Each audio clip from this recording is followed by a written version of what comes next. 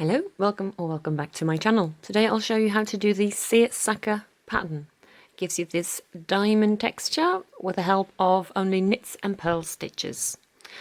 It is a repeat of 8 rows plus 2 extra rows, row 1 and 2 if you want to complete the diamond.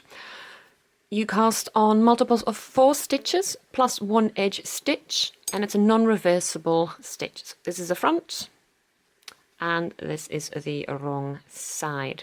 As said, it is a 8-row pattern. I'm only going to show you the right sides of the pattern just to make this tutorial brief.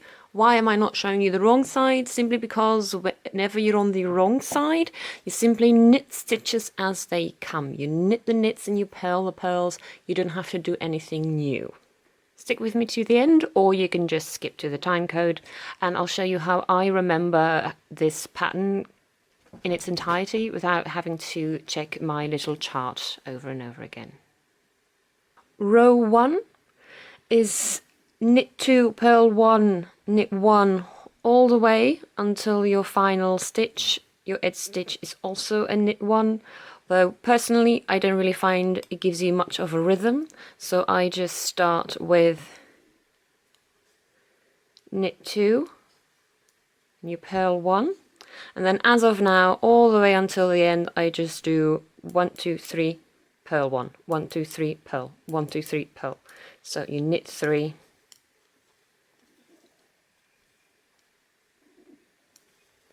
and you purl 1. Just in that rhythm. I just find it a little bit easier than knit 2, purl 1, knit 1, and then repeat that all over again. But you do you. So row 2, as I said, this is on the wrong side. You purl the purls, and you knit the knits. Row 3, right side again, very easy. You do knit 1, purl 1, knit 1, purl 1. So basically you do a 1 by 1 rib.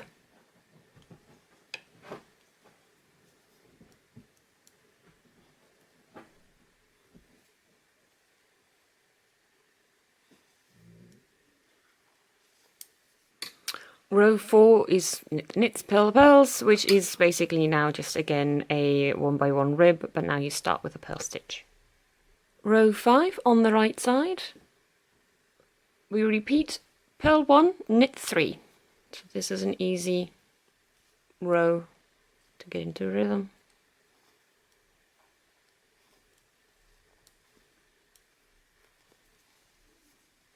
You know what I'm going to say about row 6 or the wrong side. Yes, you knit the knits, you purl the purls.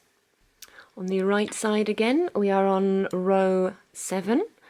Again, just as row 3, we do a 1 by 1 rib starting with a knit stitch. So you knit 1, purl 1, and you repeat that all the way to the end, with your final edge stitch being a knit stitch. Wrong side, row 8, repeat after me, knit, knits, purl, purls. And there you are. If you want to repeat the entire pattern, you just do row 1 and 2 all over again. So, I've completed the first 8 rows, so I've done 1 full repeat, and as of now I don't have to look at my pattern anymore. I don't have to look at my chart. I have my little chart here next to me because now it's set up. All I have to do is actually look at the work. 8 rows, half of them you don't have to remember because those are on the wrong side. You simply knit the knit, you purl the purls. So you have 4 right side rows remaining. These 2, so that's row 1, row 3, row 5, row 7. These 2 are always 1 by 1 rib. So if the previous row, when you're back on your right side, and your previous row wasn't a 1 by 1 rib, you know this is now what you have to do, a 1 by 1 rib. These 2 are variants of each other, and how I remember when I have to do which is, I am now on row 1, basically, again. I simply look for this long column of knit stitches. This is the one that I now have to purl to close off the diamond. So I know I just have to knit until this one, I purl that one, and then I can just start 1, 2, 3, purl. 1, 2, 3, purl. I'm on my right side again, and I'm just going to look and see, oh, previous row was 1 by 1 rib, so I have to do the 1, 2, 3, 4 pattern again. So I look for the long column of knit stitches. Easy enough, here they are. But I can tell this is the 5th stitch I would have to purl, so that can't be right. So this means this is first a purl stitch.